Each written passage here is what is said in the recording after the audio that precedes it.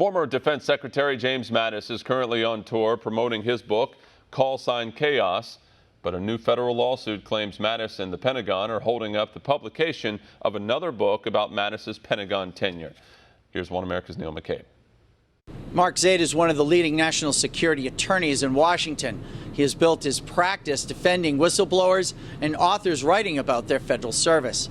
He told One America News that former Defense Secretary James Mattis is blocking the publication of his client, Guy Snodgrass's memoir of the 17 months Snodgrass spent working for Mattis. Guy Snodgrass worked for 17 months for former then Secretary of Defense James Mattis. He was his chief communications director and speechwriter. Retired Navy fighter pilot Commander Guy Snodgrass commanded fighter jet squadrons at sea and served as a Top Gun instructor before joining Defense Secretary James Mattis's personal staff. The book is not this tell-all, I want to take a shot and slam Secretary Mattis, the Trump administration. It's nothing of that sort.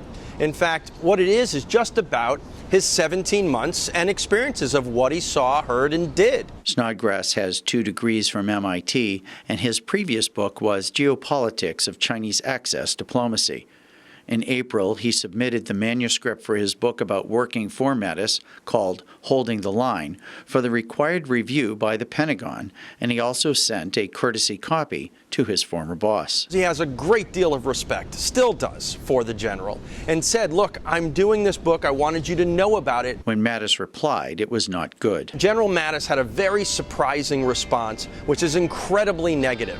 It was basically, if you do that book, you are violating my trust. Zaid said he would not speculate as to whether Mattis was upset because Snodgrass's intended release date in October was too close to the September release date for the Mattis book, Call Sign Chaos. But in Pentagon email traffic, officials told Zaid that part of the review was to protect Mattis, and that if Snodgrass published his book without permission, the Defense Department would take action against him. In his response, he CCs 2 lawyers in the Office of General Counsel.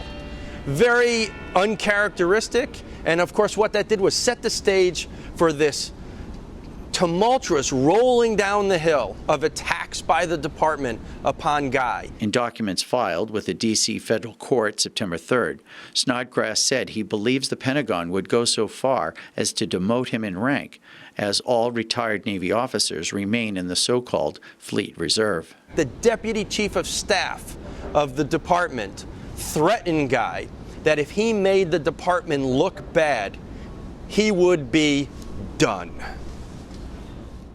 Neil W. McCabe, One America News, Washington. Want to see more videos like this?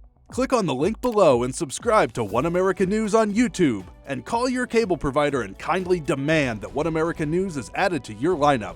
Call and subscribe today.